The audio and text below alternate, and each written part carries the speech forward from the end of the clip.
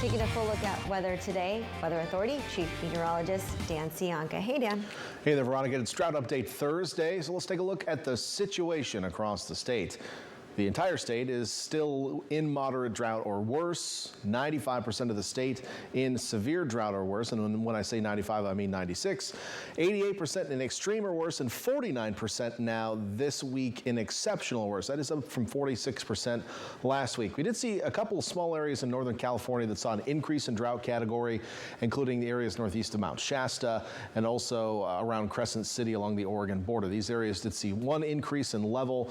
Otherwise, we didn't see any other change around the state. Farther to the east across Arizona, they saw a reduction in drought status in much of the state there again, but nothing in California reduced this week, including locally where we continue to sit in extreme drought with the far eastern fringes of Monterey and San Benito counties in exceptional drought.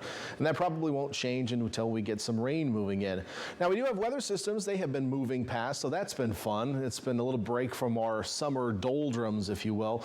But unfortunately, these weather systems often bring dry winds this time of year, and that's going to continue probably for the next month or two. Occasionally, one of these systems may be a little bit wet, may bring some rain to Northern California, but it's just not likely for us to see much in the way of rainfall this time of year. We typically start to see maybe an isolated system in late September, a couple in October, and by the time you get to November, then you're more likely to see rain. But until then, things will probably stay pretty dry outside of our normal coastal drizzle. There's an area of low pressure moving through the central Rockies. It's on its way east, but behind it, another area of low pressure will drop down the coast.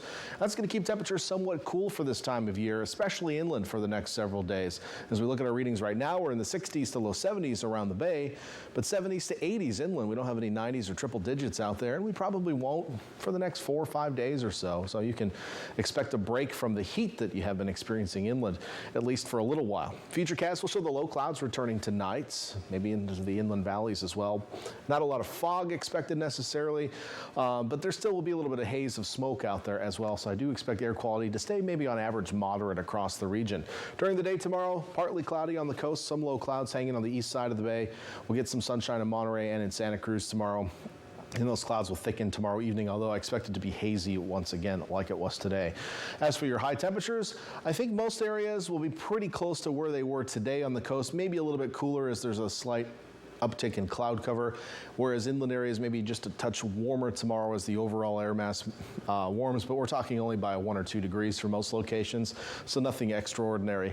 82 your high in Boulder Creek tomorrow, 78s in Felton and Scotts Valley, but down on the coast 60s to low 70s at the most there. As we go to Watsonville to Salinas, we'll be seeing highs close to 70 degrees, a little bit cooler, closer to the water, but warmer inland. We'll be in the mid 70s in the San Juan Valley, 80 in Hollister, and low to mid 80s into the Santa Clara Valley.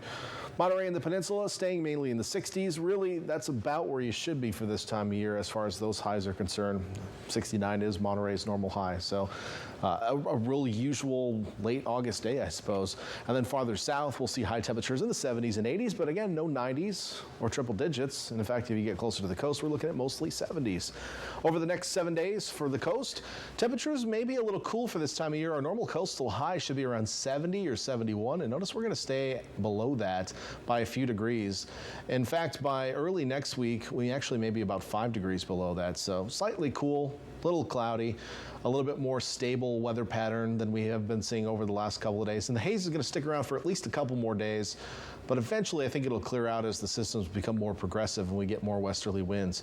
Inland areas, your normal high this time of year should be on average around 85, 86. So for the next 5 days, enjoy the slightly cooler temperatures. It looks like we will finally warm back up by the end of next week. All right, Dan, sounds good. Thank you.